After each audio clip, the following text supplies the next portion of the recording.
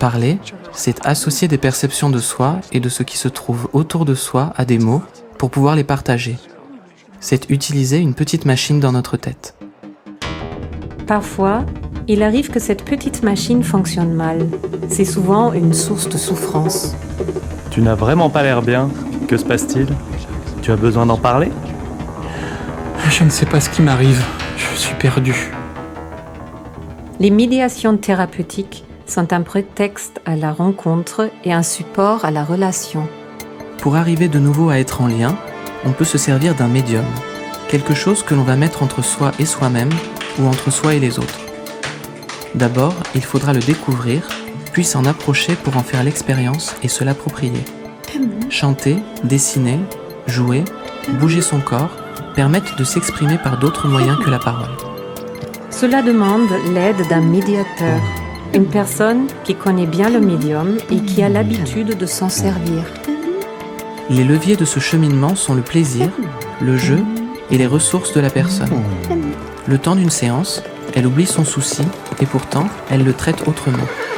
La médiation thérapeutique offre une ouverture, une fenêtre, une pause, un sas. On sort ensemble du quotidien de la maladie, de ce qui dérange ou fonctionne mal.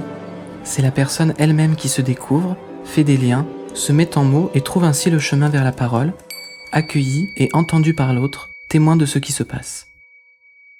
Le professionnel ne sait jamais par avance ce qui va se passer. Il s'engage dans l'expérience, accompagne, observe, propose un retour à partir de ce qu'il ressent. Je comprends. Tu as beau chercher, tu ne trouves pas de solution. Tu as peut-être besoin de voir les choses sous un autre angle ou de prendre de la distance. Et si on jouait ensemble ?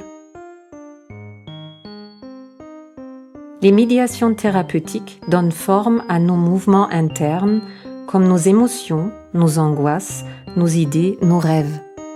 Waouh! C'est fort ce qui s'est passé là. Tu vois, notre histoire s'inscrit dans notre mémoire sensorielle. Et chaque expérience d'atelier renvoie la personne à qui elle est, comment elle s'est construite, ce qu'elle désire et aussi qui elle souhaite devenir. Dans un groupe thérapeutique, chacun est accueilli tel qu'il est, chacun trouve sa place.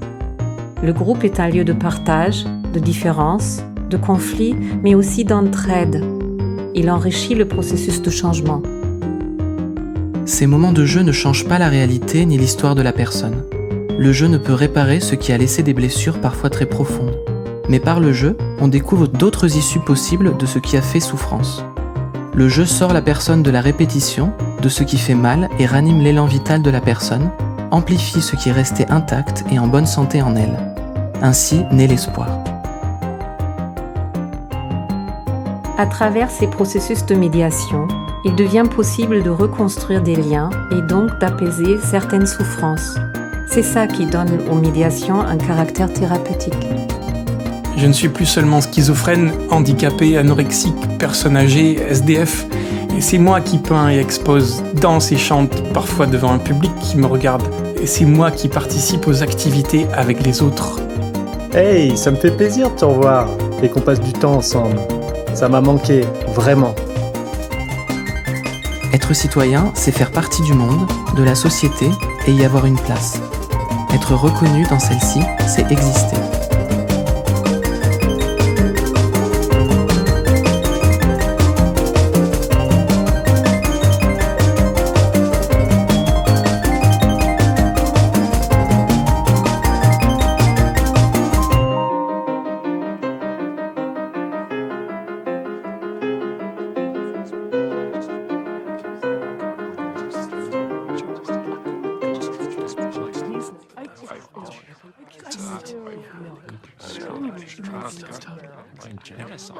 I like